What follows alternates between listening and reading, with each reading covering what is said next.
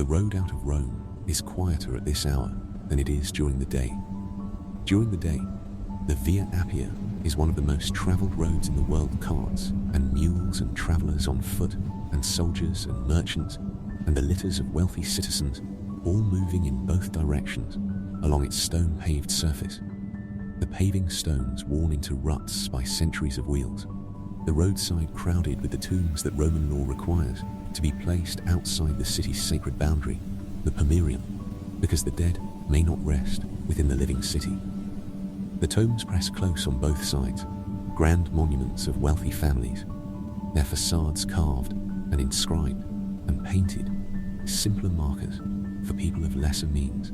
The occasional altar with its offering dish still holding the dried residue of a libation poured some days ago. The road in daytime is loud with the ordinary sounds of a city's constant movement. But now it is late evening, and the traffic has thinned to almost nothing. The last carts left the city before dark-wheeled vehicles are restricted from the city's interior during daylight hours and use the roads most heavily just before and just after dusk, when the city's streets release them. They are gone now, their sounds fading into the distance in both directions. The road is still and cool and very old beneath your feet. The paving stones set so long ago that some of them have shifted in the earth, and the joints between them have opened and closed with the movement of the seasons until the surface has a gentle unevenness, a waviness that you feel through your soles as you walk. You leave the road at a point some distance south of the city gate, but before you leave it, you stand on it for a moment longer, on its ancient paving stones, and look along it in both directions. To the north, the road returns to the Porta Capena, the gate in the Servian wall through which it enters the city. The gate is not visible from here. The road curves, and the monuments on both sides obscure the distance, but the glow of the city is visible above the tree line in that direction, the accumulated lamplight of Rome reflected faintly in the low clouds above it. A warmth in the sky that is entirely man-made, the light of a city that does not entirely sleep. Even at this hour, Rome is producing light. The bakeries are already working, beginning the night's baking that will supply the morning's bread. The vigiles, the night watchmen, move through the streets with their torches. The taverns and the entertainments that are not permitted during the day operate in the dark hours with a different, lower energy, and their lamps too contribute to the glow above the gate. To the south, the road continues into the night and into the Campagna, the long, flat agricultural land south of Rome that in daylight is a working landscape of farms and pastures and small towns connected to the city by this road and by the others that radiate from Rome in every direction. In the dark, the Campagna is simply present, a weight of flat and open land. The horizon lower than it would be in a landscape with trees, the sky above it therefore broader, the stars above the southern horizon lower and steadier than the stars over the city's glow. The roadside tombs are more present at night than during the day, in a certain sense, not more visible, exactly, but more themselves. During the day, the tombs are part of the road's busyness, passed by without particular attention. The monuments of the dead are backdrop to the movements of the living. At night, with the road empty and quiet, the tombs assume the space. Their carved facades and their inscribed bases, and their portrait busts, and their reliefs, and their altars with dried offerings are still here, exactly as they were during the day, unchanged. But there is no one passing them, no cart or mule or traveller to provide a scale and a context that makes them incidental. In the quiet, the tombs are what the road is. The Roman practice of placing the dead here, along the roads outside the city, is not simply a sanitary measure, not simply the practical consequence of the law that excludes the dead from the living city. It is also an expression of how the Roman world understands the relationship between the living and the dead as a continuous relationship, one maintained by regular attention, by the family visits on the anniversary of death, by the offerings left at the tomb's altar. by the libations of wine poured through the tube that some tombs provide for this purpose, a terracotta pipe running from the surface into the burial chamber, allowing wine to be given directly to the dead below. The dead are not gone in this understanding. They are present in a different mode, present in the tomb, in the inscription, in the portrait bust that looks out from the facade at the people passing on the road. They are the ancestors who established the family's name and whose continued goodwill toward the family, maintained by the family's continued attention to their memory, is part of what holds the living household together. You think about this as you stand on the old road. The catacomb you are going to holds a different understanding of the dead, one that diverged from this Roman framework while coexisting with it in the same physical landscape, using the same limestone and the same rock and the same darkness of the underground, but arranging everything within those materials according to a different logic, a different relationship between the living and the dead, and what lies beyond both. Then you step off the paving stones and find the path. The path you take is not unmarked, but it is not obvious either away through a gap between two of the roadside monuments, between a tall marble shaft belonging to a family of freedmen whose carved portrait busts stare forward from their niches in the characteristic Roman manner, solemn and direct, and a lower, broader tomb of travertine whose inscription has been partly worn away by weather and time so that the name of its occupant is no longer fully legible. You pass between these two monuments, and the path descends slightly and then levels, and you move across a stretch of ground that is drier and more stony than the surrounding fields, because beneath this ground the rock is close to the surface and the soil above it is thin. The night air here is different from the air on the road. On the road, the air still carries the warmth of the city, the accumulated heat of 100,000 fires and 100,000 bodies, and the stored warmth of stone that has absorbed the day's sun and is releasing it slowly into the evening. Out here, away from the road and the traffic and the monuments, the air has cooled further, and the smell of it has changed too. Dry grass and dust, and the particular mineral smell of the volcanic rock that lies beneath much of this landscape south of Rome. The tufa, the tuff, the light and porous stone that was formed from ancient volcanic ash deposits, and that has, over many generations of Roman burial practice, proven ideally suited to the purpose of cutting galleries underground. The entrance you are approaching is not grand. It is not meant to be seen. This is not one of the great Christian catacombs whose locations are known and visited and tended. This is older than most of those, and smaller, and it belongs to a community whose name has not come down to us with any clarity. A community that used this place for their dead through a period of perhaps 2 centuries, and then, at some point whose exact date cannot be fixed, ceased to do so. Ceased perhaps to exist as a recognizable community at all. Their identity dissolved into the larger movements of Rome's religious and cultural life. The entrance is a low opening in a natural outcropping of tufa, framed on its upper edge by a lintel of cut stone that has settled slightly over the centuries so that it is no longer quite level, and on either side by the natural face of the rock, rough and grey-brown in the last of the evening light. You stop at the entrance. You stand before it for a moment without entering. The lintel stone above the opening has a small symbol cut into its underside, not an inscription, not letters, but a simple mark that you see only because you are standing exactly here, looking up at the low stone as you assess the clearance. It is a mark cut by one of the fossers, you think, one of the workers who shaped this entrance, who made the final cuts that opened the rock and created the threshold between outside and inside.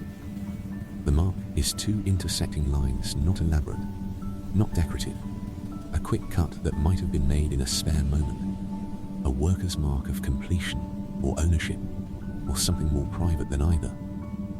The fossers left such marks in various places throughout the catacombs of Rome. Sometimes a name, sometimes a symbol, sometimes simply the visible evidence of a tool changing direction in the rock. the record of a hand at work. The fosses were specialists organized in some of the larger catacomb complexes into what appear to have been professional groups with their own internal hierarchies, their own tools and techniques, their own earned knowledge of the underground and its materials. They negotiated for their services with the communities that employed them. They worked by lamplight in the developing tunnels, in the heat of confined spaces and the dust of cut tufa. They were skilled people, doing physically demanding and technically intricate work. And they are the invisible foundation of everything that the catacombs contain. The mark above the entrance belongs to whoever cut this particular opening. It has been here as long as the catacomb has been here, seen by everyone who entered and largely unnoticed by all of them. Because the entrance requires you to lower your head, and you naturally look down at the threshold when you do, not up at the lintel. The air coming from inside is cooler than the air outside noticeably, immediately cooler. The temperature differential distinct enough to feel against your face, even from where you stand. It carries the smell of the underground, not unpleasant, not the smell of decay, because there is no decay here now, the organic matter of the dead having long since completed its process, and what remains being stone and bone, and the mineral residue of a great deal of time. The smell is mineral and dry and faintly clayey, the smell of tufa rock and of enclosed space and of air that has not moved quickly or changed composition significantly for a very long time. It is the smell of depth, of stillness, of something very old resting in the dark. In your hand, a small clay oil lamp, filled and trimmed and ready to light. You strike the flint, and the wick catches on the third strike, and a small flame establishes itself with the immediate confidence of a flame that knows what it is doing, wavering once at its establishment, and then finding its steadiness, burning with a clean, warm, orange light that reaches perhaps 3 or 4 arm lengths in every direction before fading into shadow. You lower your head and step through the entrance into the catacomb. The lintel passes just above you. Your shoulders clear the rock on either side with a hand's width to spare. And then you are inside, and the coolness of the underground closes around you, and the night outside the road, the tombs, the distant city, the stars beginning to show in the darkening sky becomes something that belongs to another world. You stand in the first passage and hold your lamp up and look. The tufa walls of the first passage are close on either side, close enough that if you stretched out both arms, you could touch both walls simultaneously, and perhaps reach a little further, your fingertips grazing the slightly rough surface of the stone. The ceiling is low, the height of a tall person, no more. The passage runs before you in a straight line, cut with deliberate precision into the living rock, its floor leveled by the hands of the fossers, the diggers, the specialized workers, whose trade was the cutting of these underground galleries, who worked with iron picks in the near darkness of the developing tunnels, cutting tufa by lamplight or by the light of torches that must have filled these passages with smoke and heat that the narrow space would have intensified. The fossers knew their material.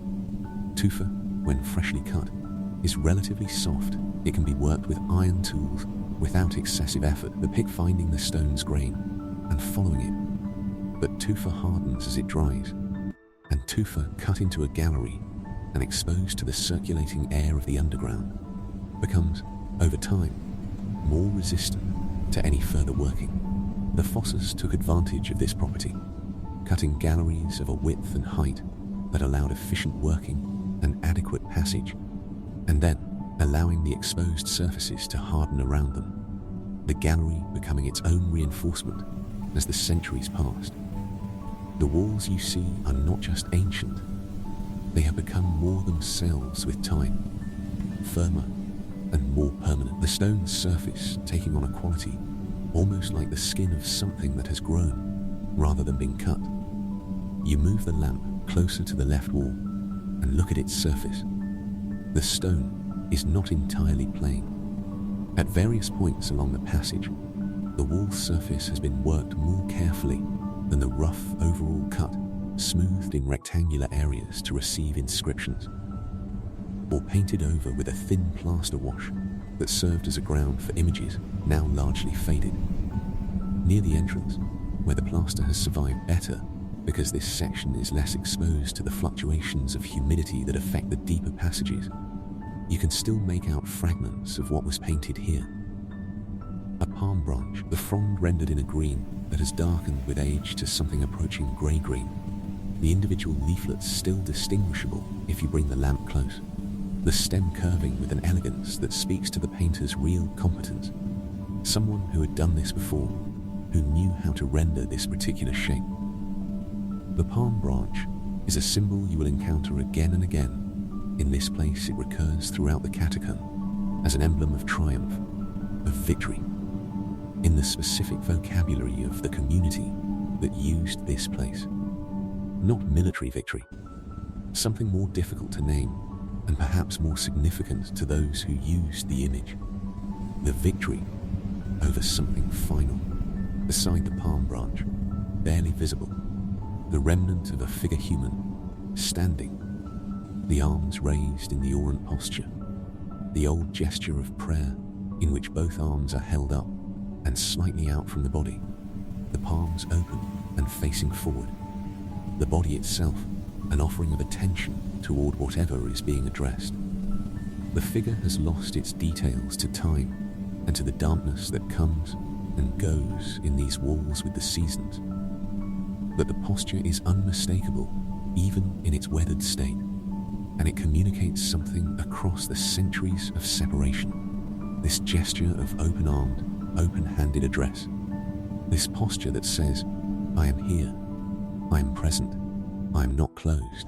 You continue along the passage, and as you walk, you attend to the feel of the floor beneath your feet. The floor of the passage has been leveled by the fossils with care. It is flat, or nearly flat, cut from the same tufa as the walls, its surface slightly smoother underfoot than the walls are to the touch. In places, the passage floor is worn more than elsewhere, worn at the center by the feet of the many people who came here over the 2 centuries or more of this catacomb's active use. Not worn as dramatically as the paving stones of the road above the traffic here was never as constant, the use never as daily, but worn enough that you can feel the slight dish of the most traveled line through the stone beneath your soles. The record of passage pressed into the rock by no single crossing, but by the accumulation of all of them. The people who came here brought lamps, as you have brought yours. They came at intervals determined by the calendar of the community, the anniversaries of individual deaths, the feast days that the community set aside as occasions for gathering at the tombs of the significant dead. On those days, the passage would have been a different thing from what it is tonight. Multiple lamps, multiple people, the sound of voices, prayer, remembrance, conversation, the social warmth of a community gathered around something important to it. The catacomb was not only a burial space, it was also, on those days, something more like a meeting place, a site of community life conducted in the presence of the community's dead. The living and the dead sharing the same underground space in a way that the community understood as appropriate and even necessary. The children came too. The smaller loculi near the ceiling are evidence enough of that the community's children are here, placed alongside the adults when their time came, sealed with their own smaller slabs and inscribed with their own names and dates and brief phrases. And the children of the living came with their parents on the feast days, descending the passage with lamps, seeing the inscriptions, hearing the names read aloud, learning who was here and what connection the living household had to them. The catacomb was a form of education in this sense, a physical expression of the community's continuity, the dead present for the instruction of the living. You notice, at shoulder height on the left wall, a section where the plaster has not entirely fallen. The painter here worked in a different register from the careful, competent work you saw near the entrance. This section is simpler, quicker, the strokes broader and less refined. It may be a different hand, or the same hand working faster, or a less skilled member of the community who was given this less prominent section to paint, while the better craftsman worked elsewhere. Whatever its origin, the painting has survived in fragments, a section of the blue-green background that the painters used for the sky in their scenes. The lower portion of what appears to have been a standing figure, the feet visible in their sandals, the hem of a garment rendering in a darker stroke above the feet, and beside the figure, unmistakably, the lower branches of one of the stylized trees, the disc of green on its thin stem. The tree connects this fragment to the larger scene in the central chamber, the scene with the shepherd and the flock. Perhaps this figure, in its complete form, was part of the same visual world, another figure in another landscape.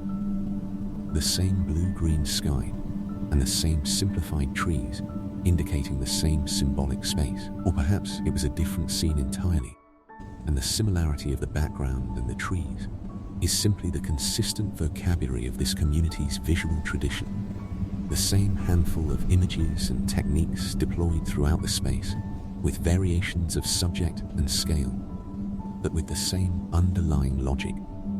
You set the lamp on the floor of the passage for a moment and crouch down to look at the feet in their sandals. The sandals are painted with 3 strokes, 2 crossing the foot and 1 along the sole's edge. They are entirely generic, the sandal of no particular person, the sandal that means simply sandal in the language of this visual tradition. But they are human feet. They have the proportions and the posture of feet that stood on ground, weight-bearing, real. The painter painted feet that stood on ground because the painter knew what feet on ground looked like, because the painter had feet, because everyone the painter had ever known had feet. The human body, in all its specificity, persists even in the most conventional and symbolic of visual traditions, showing through the conventions in small, insistent ways. You pick up the lamp and straighten and continue. On your right, the first of the loculi. Loculi are the horizontal niches cut into the walls of the passage, rectangular openings, each one approximately the length and width required to contain a human body, cut into the tufa at right angles to the passage and going back into the rock for a depth of perhaps 2 arm lengths. They are arranged in rows, the first row beginning at about the height of your knee, the second row at waist height, the third at shoulder height, and sometimes a 4th row above that, near the ceiling of the passage, where the smallest loculi are the loculi cut for children, their dimensions reduced accordingly, their presence alongside the larger loculi of the adults, a quiet and entirely non-dramatic notation of the fact that death in this world came without preference for age. Each loculus was originally sealed once the body was placed within it by a slab of marble or of terracotta tile, or sometimes by a simple construction of roof tiles laid over the opening and mortared in place. Many of these ceilings have been removed or broken over the centuries by grave robbers in later antiquity and the early medieval period, by later diggers cutting new passages who encountered old ones and broke through, by the simple processes of structural settlement and the slow failure of old mortar. The loculi that stand open show the rock behind them, the tufa smooth where the body rested and somewhat rougher at the edges, and in some of them, the rock floor still bears a faint stain, a mineral deposit of a slightly different color from the surrounding stone. That is the only remaining physical evidence of what lay here. A few of the ceilings survive intact. You stop before one of these. The ceiling is a marble slab, not large, barely the width of a person, fitted precisely into the opening and held there by a thin setting of mortar that has darkened with age but not crumbled.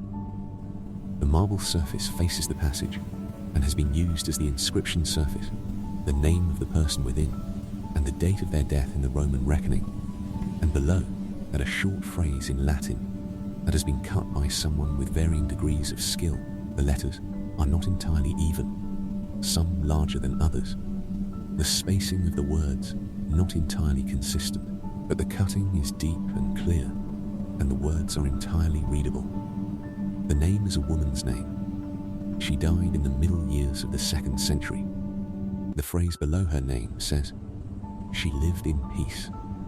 4 words cut into marble, set into the wall of a passage underground, waiting in the dark for 17 centuries before this moment, when your lamplight falls on them, and the letters emerge from the shadow of their own cutting, and the name is legible again, the life named, the peace wished upon her, or recorded as her characteristic quality, or both. You hold the lamp close to the inscription for a long moment. Beyond the first passage, the catacomb opens into something more complex. A second passage branches to the left, and then a third continues straight ahead, and the space becomes a network, not a maze. Nothing so confusing as that, but a branching system of galleries that was extended over time as the community that used this place grew. As more space was needed, as new generations of fossers came and cut new tunnels that connected to the existing ones at angles, determined partly by the layout of the rock above, and partly by the logic of avoiding the passages already cut. The system has a rationality to it that becomes apparent as you move through it. The main passages run roughly parallel, connected by shorter cross passages at intervals, so that the whole network has something like a grid structure, though the grid is imperfect and varies with the rock. You take the left branch. This passage is slightly wider than the first. The fossers who cut it may have been working with a slightly different tool or a slightly different method. Or the rock here may have had a different character, or the width may simply reflect the passage of a few more years' experience. The loculi continue on both sides in the same rows, and the ceiling has been cut higher here, high enough that the air above the lamp feels less confined, the smoke of the lamp rising more easily toward the ceiling and dispersing without the slight haze that was beginning to build in the narrower first passage. The walls here have less plaster surviving. This part of the catacomb may have been cut later, when the community's resources for decoration were more limited, or the plaster may simply have fallen over time and not survived. But the inscriptions have survived. They are more numerous in this passage than in the first cut directly into the tufa surface of the ceiling slabs, or into small tiles of fired clay set beside the loculi, or occasionally into the rock of the wall itself beside an opening that was never formally sealed. The inscriptions are the archive of this community, the record of who was here and when, and in what spirit they were placed here and remembered. You move slowly along the wall, reading them by lamplight, your face close to the stone. The names are a mixture that tells you something about the world that produced this community. Latin names, entirely Roman in their form and their convention, the 3-part name of the citizen, or the single name of the freedman or the slave. Greek names, transliterated into Latin letters, Irene, which means peace, rendered in Latin letters as Irene, Zoe, which means life, Theodoros, the gift of God, and here and there, a name from somewhere further east, a name with a sound that belongs to Aramaic or to Hebrew. Names that came with people who came to Rome from the eastern provinces, from Syria and Judea and Egypt, who brought their language and their practices with them, and whose names persist here in stone long after the communities they came from have changed beyond recognition. Beside one inscription, someone has scratched a fish into the tufa wall, not carved with a chisel, scratched with a sharp point. Quickly, a few decisive strokes that describe the outline of a fish with the minimum number of lines required to make it recognizable. It is small.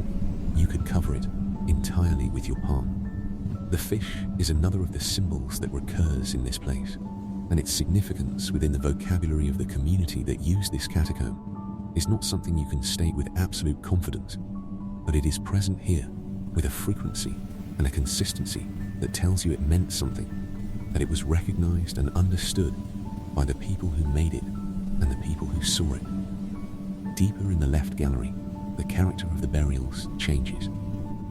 The loculi continue in their rows on both sides, but here, in a section of the gallery that must have been in use somewhat later than the entrance passages, the inscriptions take a slightly different form. They are longer, Not dramatically longer, the available space on a ceiling slab or a small tile is still limited, and the cutters are still working with the economy enforced by that limitation.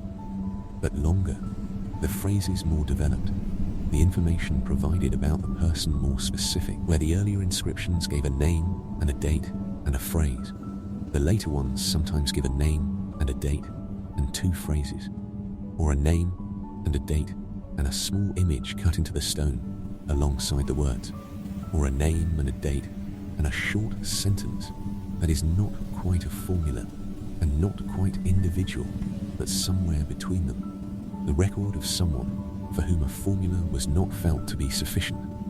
One of these reads, in a hand that is more confident than average for these walls, a woman's name, the date, and below the date, in smaller letters, she cared for all of us, and we did not deserve it. You stop at this one. The formula of the catacomb inscriptions in peace, dormit in pace, sleeps in peace, benemerenti. To the well-deserving exists because formulas are useful, because they allow a community to say the right thing at a difficult moment, without requiring the grief-stunned, and the busy, and the not particularly literary members of that community to produce original prose. The formula is a gift. It does the work of naming the loss and asserting something about it, without demanding the kind of individual expression that many people cannot produce and should not be expected to. But this inscription, beside the formula, has something else. The extra sentence, she cared for all of us, and we did not deserve it, is not a formula. It is a recollection, a specific thing that specific people felt about this specific woman, something they needed to say even though it did not fit the available space easily, something cut in smaller letters because the space ran out, but not left unsaid because the space ran out. Someone made the decision to add it. Someone cut those letters, and someone placed those letters into a wall and sealed them in, and the words have been here ever since. In the dark, waiting, you read it again by lamplight. Then, you continue. You pass a section of wall where the loculi have been cut unusually close together, the ceiling slabs nearly touching, and the inscriptions here are all from a narrow range of dates, a period of perhaps 10 or 15 years. The dates clustering in a way that suggests an intensification of death in this community during those years. A period of difficulty whose nature is not recorded here and can only be guessed at. Epidemic, perhaps. The great plagues that swept through the Roman world in the 2nd and 3rd centuries were devastating to urban populations, to the dense and interconnected communities of a city like Rome, where disease found easy passage. Or something more specific to this community, a period of official disfavor, perhaps, or a crisis of resources, or simply the natural mortality of an aging founding generation, all dying within the same decade. The stone records the dates without recording the reasons. You pause at one of the cross passages and look both ways along it. In each direction, the passage extends until the lamplight fails to reach its end, until the darkness beyond your lamp's range is complete. But in the direction to your right, perhaps 20 steps away, you can see by the angle of the lamplight that the passage ends in something wider a space that opens out from the narrow gallery into a larger chamber. You turn that way and walk toward it. The chamber is not large, perhaps 5 paces across and 8 paces long, but after the close dimensions of the passages, it feels generous. The ceiling here has been cut higher than anywhere else in the catacomb, high enough that the lamp's light barely reaches it. The upper surface of the chamber in a dimness that the flame cannot fully penetrate. The walls of the chamber have been cut to create a series of arched niches. Larger than the loculi of the passage walls, these are the arcosolia, the arched tomb chambers reserved for burials of greater significance within the community, whether significance of family connection, or of personal standing, or of some office or role within the community's life. Each arcosolia is a rounded arch cut into the tufa, beneath which a broad shelf of rock has been left to receive the body, and then the space behind and above the shelf has been cut back to form a smooth surface that could receive painting. The paintings in the Arcosolia are the best preserved art in this catacomb. The combination of the arched protection above and the relative stability of this central chamber has been kinder to the plaster and the pigment than the passage walls, and the painters who worked in this chamber worked with more care and more materials than the painters of the passages. This was the center of the space, the heart of it, and it received the community's best effort. On the curved inner surface of the first Arcosolia, a figure tends a flock. The figure stands among stylized trees, not realistic trees, not the attempt at botanical accuracy, but the symbolic tree of a visual vocabulary that communicates through convention rather than description. Each tree a disc of green on a thin brown stem, the same form repeated at intervals across the pale blue-green sky of the background. The figure is young in the way that this tradition renders youth, rounded and smooth-faced. The features general rather than specific, the youth of an ideal rather than a portrait. The figure holds a staff, and the flock around its feet is a flock of sheep, also stylized, white on a green ground, their fleece rendered in the same quick, competent brushwork that painted the palm branch in the first passage. Before you look at the painting in detail, you look at the physical space of the Arcosolia itself. The arch has been cut with care, not a rough opening, but a shaped arch. Its curve consistent, the keystone of the curve at the top smoothed more than the surrounding rock. The shoulders of the arch on either side given a slight molding, a carved ridge that frames the opening and makes it clearly intentional, clearly a statement about this opening's importance relative to the loculi in the passage. The shelf below, on which the body lay, is wide and smooth, and at its back edge the rock has been cut away to create a slight raised border, a kind of frame for the space within, the space that was once occupied and is now empty. The Arcosolia still has the quality of a dedicated space, a space given over to a specific purpose, even with the body long gone and the purpose long past. It is a scene you recognize even from across the chamber, even across the centuries between you and the hand that painted it. The Good Shepherd, the image that this community used to represent the idea of care, of protection, of the individual known and held against the risk of being lost. In this context, in this place, surrounded by the inscriptions of the dead, by the sealed loculi with their names and their dates and their brief phrases of peace and hope, the image carries a weight that it would not carry in a more comfortable setting. Here it is not decorative. Here it is an argument, or a statement, or a kind of prayer pressed into the rock of a place made specifically for the end of things. You sit down in the central chamber on the ledge of tufa that runs along the wall below the Arcosolia.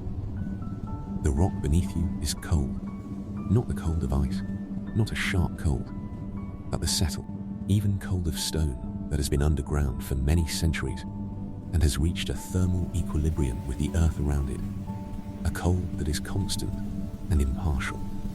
You feel it through your clothing and you accept it, because everything here has this quality of being beyond the ordinary measures of comfort and discomfort, beyond the categories that organize the world above ground. You set the lamp on the ledge beside you and look at the painting across the chamber. In the lamplight, the painting moves. Not actually the pigments are fixed in their plaster, the brushstrokes set for 17 centuries, but the flame of the lamp is in constant slight motion, and the light it produces moves with the flame. And moving light on a painted surface creates the impression of movement in the image. The shepherd's hand on the staff appears to shift. The sheep in the foreground appear to turn their heads. The trees at the edges of the scene appear to sway. It is an effect the painters must have known about, because they painted these chambers to be seen by lamplight. There is no other light here. There has never been any other light here, except the light that people brought with them, and the people who brought it brought lamps, and the lamp is the condition under which all of this was made and all of this was seen. The community that used this catacomb was one of many small religious communities in Rome. In the 1st and 2nd and 3rd centuries, the city was full of them. The various cults and mystery religions and philosophical schools and ethnic communities with their own practices that the imperial city both tolerated and regarded with varying degrees of suspicion. The Roman state's attitude toward religious practice was generally pragmatic. The gods of subject peoples were not threatening, and Roman religion was additive by nature, readily incorporating new deities into its existing frameworks, accepting that the world contained more divine presences than any single tradition had named. What troubled the authorities was not the worship of foreign gods, but the claim to exclusivity, the refusal of other gods, the insistence on a single source of the sacred that implicitly diminished every other source. The community here made that claim. Their inscriptions do not explicitly record it. The carved names and dates and short phrases are not polemical texts, but the symbols in the paintings, the images in the arcosolia, the entire vocabulary of this underground space speaks to a community organized around a specific and central identity that it would not trade for social accommodation. This is why they buried their dead here rather than in the public columbaria, the collective cremation structures that the Roman world provided for those who could not afford private tombs.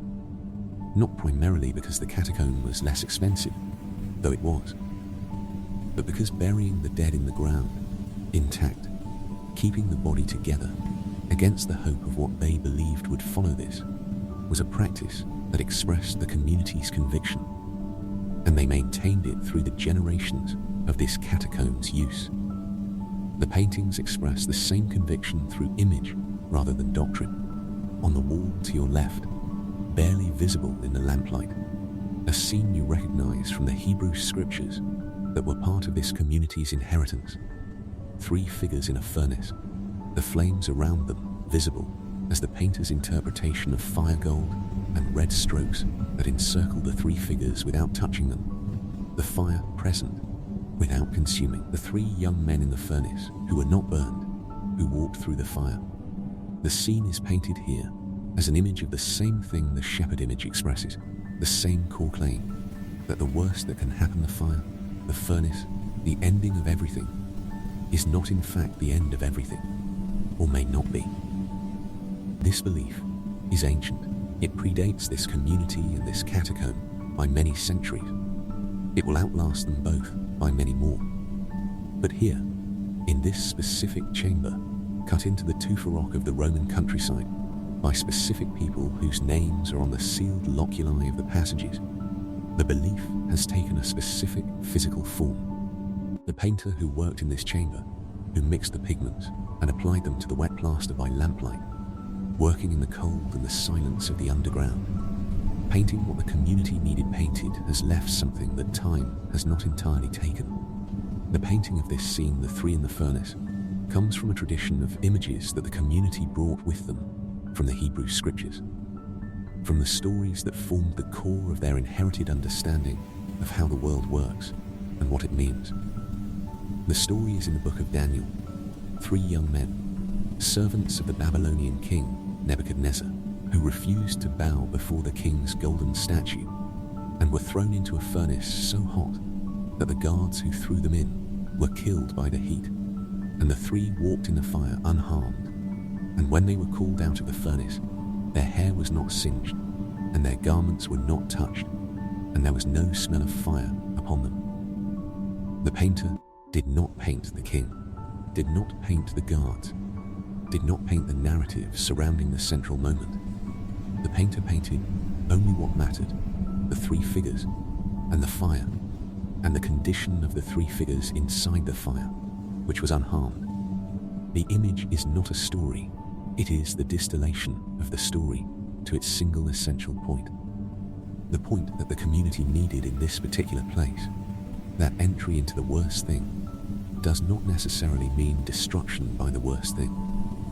The choice to paint this specific scene here, in a burial chamber, tells you something about how this community understood its own situation, not as a community without anxiety about the death it was regularly confronting in this place.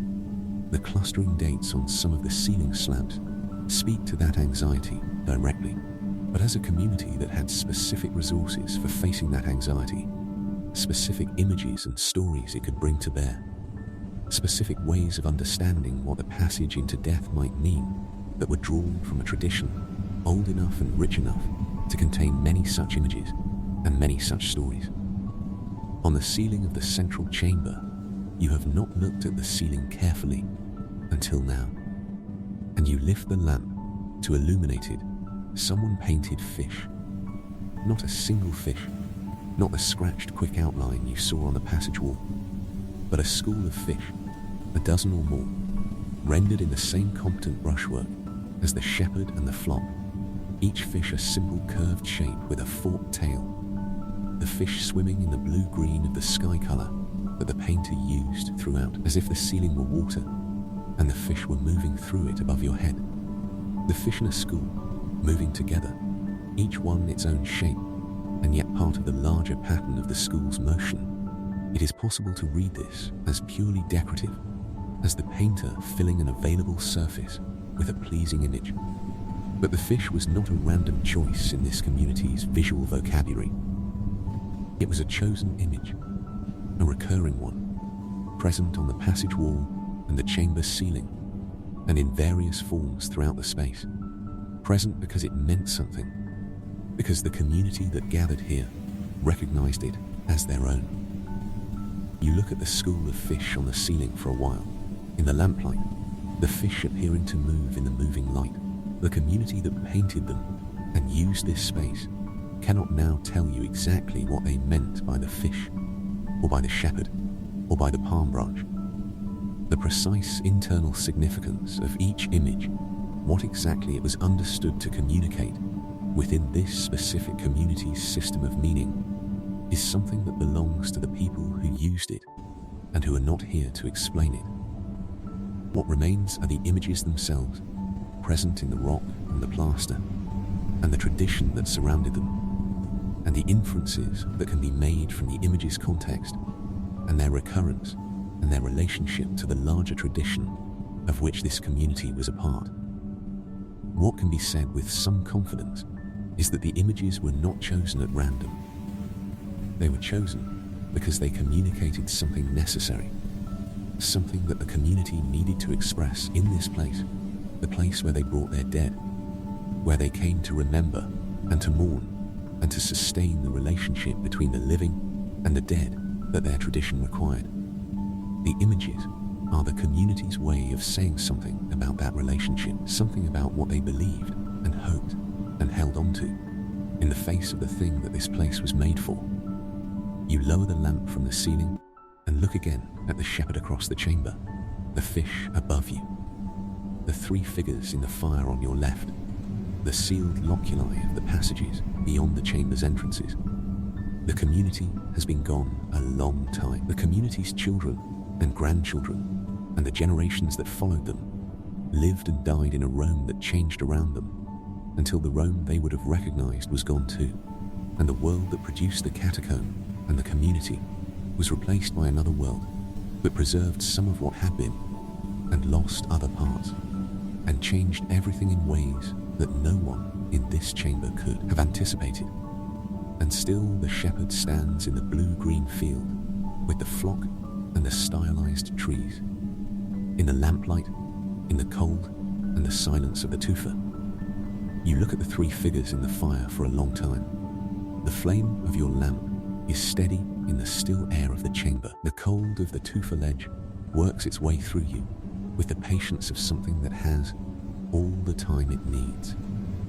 In the loculi of the passages around you and the arca solia of this chamber, the people of the community rest in the arrangement they were placed in. Not sleeping, you know what sleeping looks like. You know the word is a metaphor, a way of saying something difficult in more approachable terms. But resting, perhaps, is not wrong. There is a quality of rest in this place, a quality that is not death's other name, but something more considered than that. The people here were placed here by people who loved them, who carried them down the passage with lamps, who sealed the loculi with marble slabs, and inscribed the names and the dates and the brief words, in peace, deposited in peace. lived in sweetness rest. You do not know exactly how long you have been underground. Time moves differently here. The catacomb has no windows, no sky visible from any point within it, no sound from the world above that penetrates the rock to reach you. The only light is the lamp. The only sound is the silence of the underground, which is not entirely without sound. There is a faint, low, barely perceptible sound that may be the sound of the rock itself, the micro-settlement of stone in the earth, or maybe the sound of distant water moving through some underground channel in the tufa. Or maybe the sound your own body makes at the threshold of the audible, your heartbeat and your breathing given back to you by the close walls. It is not a disturbing sound. It is simply the sound of being underground, of being in a space that is entirely enclosed, where the world outside does not intrude. You rise from the ledge in the central chamber and take your lamp and walk back through the cross passage into the main gallery. The gallery, seen again after the broader chamber, feels closer than it did before. The loculi on either side are within arm's reach if you walk the center line, and you walk it carefully. The lamp held ahead of you at a height that illuminates the path and the ceiling slabs at waist level. The sealed loculi catch the lamplight on their marble or terracotta surfaces and return it in the dull, slightly warm way of stone that has no polish, that absorbs light rather than redirecting it. The opened loculi are deeper in the darkness. The light does not easily penetrate the opening of a loculus, goes a short way in, and then stops, the interior remaining dark beyond the first few inches. You walk slowly. The lamp flame is steady. Your footsteps on the cut stone floor of the gallery make a quiet sound that travels a short distance in each direction before the walls absorb it. You notice, at a point where the main gallery takes a very slight turn, not a sharp angle, but a gradual curve that you did not register walking in, because the lamp illuminated only the length ahead, and the curve was too gentle to announce itself. You notice a place where two separate campaigns of cutting meet. The seam is visible in the ceiling, a line where the rock surface on one side is slightly rougher than on the other, where the direction of the tool marks changes, where the two teams of fossers who were cutting toward each other from different ends of the gallery met, and the gallery became continuous. The line of meeting is not perfectly aligned. One side is perhaps a finger's width higher than the other, the ghost of a slight miscalculation in the surveying of the underground route, the evidence of two teams of workers in the dark navigating toward each other with only the knock of their tools on stone to guide them, and arriving close enough that the join is good and the passage is continuous. You stop and look at this join in the ceiling for a moment. The fossers who made it are not named anywhere in this catacomb, as far as you have seen. Their names are not among the inscriptions. The catacombs' inscriptions record the dead who were placed here, not the living who cut the space, but the work of their hands is everywhere you look in the walls, the ceiling, the floor, the careful dimensions of the loculi, the height of the central chamber. The art that is there only because they cut the space that the painters could paint in. Their labor is the condition of everything else here, and it is invisible in the way that all foundational labor is invisible, present only in the spaces and surfaces it made possible. You continue to the entrance passage. In the first passage, near the entrance, you stop at the intact marble ceiling slab again. The woman's name, the date, the 4 words, "She lived in peace." The lamp is lower now than when you entered, not critically low, not near going out, but lower. The oil in the dish has been consumed over the hours of your time underground, and the level has dropped, and the flame has not changed with it. Not yet, but it will change eventually, will lower and gutter and fail when the oil is gone.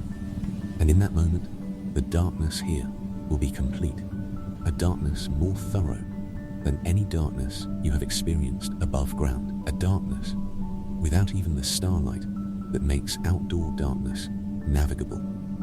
You are aware of this. You think about it without alarm, simply as a fact of where you are. The lamp, the sole source of light in a space that has no other. The people who used this catacomb for their ceremonies, their commemorations of the dead, their annual visits to the loculi of their families on the anniversaries of death, and on the feast days of their calendar, they came with lamps too. They came with enough oil to last the time they needed, and when the oil ran low, they made their way back to the entrance by the remaining light, which decreased as they moved toward the entrance, and the entrance's ambient light from outside met them and supplemented the lamp's diminishing flame. You stand with the lamp in the first passage and look down toward the entrance. The entrance is a slightly lighter darkness than the passage around it. The night outside the road, the tombs, the fields, the sky is dark, but it is not the absolute dark of the underground, and the difference is perceptible even at this distance. The entrance is a slightly lighter rectangle of darkness, a gradation rather than an absolute, the suggestion of an outside world that still exists. You look at it for a long moment. Then you turn back once more and face the passage that leads deeper in. The lamp flame is steady. The cold is constant and even and entirely unremarkable after the hours you have spent in it. Simply the temperature of this place, the temperature of everything here. The smell of the underground has become familiar. You breathe the tufa smell and the mineral dryness and the faint clayey quality of old enclosed air without noticing them, in the way that you stop noticing any smell once you have been surrounded by it long enough.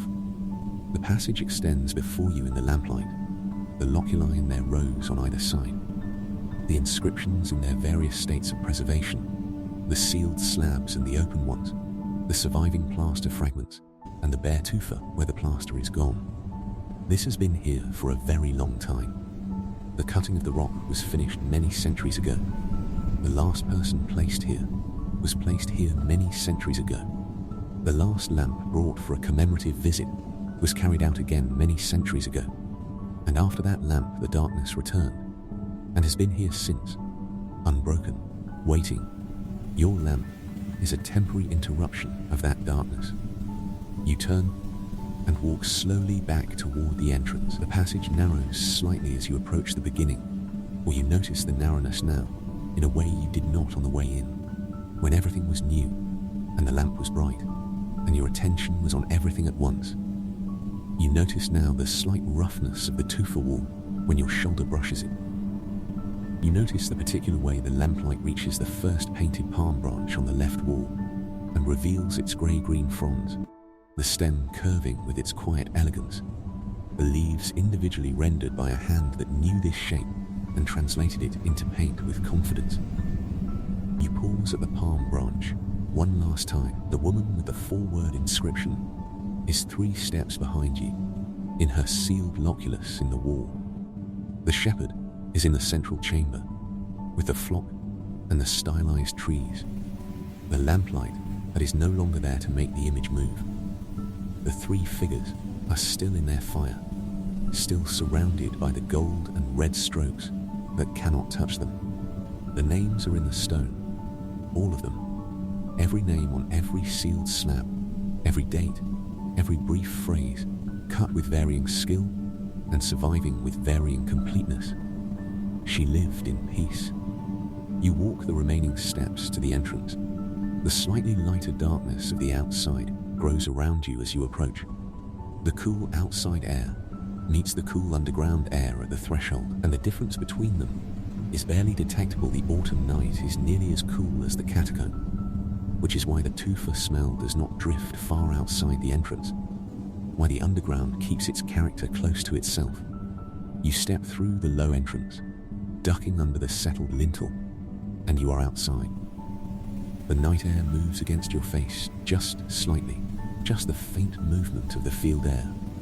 After the absolute stillness of the underground, even this barely perceptible air movement feels like a considerable thing. You stand upright and look at the sky. The stars are fully out. The clouds that sometimes gather over the Campagna in the autumn are absent tonight, and the sky above the fields south of Rome is clear and deep. and very full. The Via Appia is a pale line in the starlight to the north, and along it the shapes of the roadside tombs stand in the darkness, the monuments of other communities, other families, other practices of keeping faith with the dead. The city is aglow to the north, very faint, the accumulated light of 100,000 lamps seen from this distance as only a slight brightening of the horizon, barely distinguishable from the sky itself. You shield the lamp's flame with your hand and look up at the stars. They are the same stars that were here when the catacomb was being cut and being used, the same stars that were over Rome when the fossers descended with their picks and their lamps and came back up again with the day's cutting completed, the same stars that were above the people who carried their dead down the passage and sealed the loculi and stood in the central chamber with their lamps and looked at the shepherd and the fire and spoke whatever words. They spoke to the walls and to the painted figures and to the dead and to whatever they believed was present in this place in addition to the dead. The stars have not changed. The catacomb below your feet has changed only in the way that very old things change, slowly, in the direction of becoming more themselves, more settled into the rock, more quiet, the silence becoming more complete as the centuries pass and the footsteps and the lamps recede further into the past. You stand outside the entrance in the starlight and the lamp burns low in your hand, very low now. The flame small and steady and almost out. You let it be what it is. You look at the stars. You hear the field, which is nearly silent at this hour, a faint movement of dry grass in the slight air, and then stillness, and then the movement again, and then stillness. You hear your own breathing. Below you, in the rock, the passages rest in their darkness. The names are in the stone. The shepherd is in the painted plaster. The palm branch curves with its quiet elegance in the first passage, seen for a moment by your lamp, and then left again to the dark. The lamp flame gutters. You do not move. The flame holds for a moment, very small, and the darkness presses close around it from all sides. And then the flame is gone, and there is only the starlight and the field and the road, and the distant glow of the city, and the vast, patient, entirely familiar dark. You rest here, at the entrance to the old place, between the underground and the sky, between the names in the stone and the stars overhead, in the cool autumn air of the Roman countryside. You rest,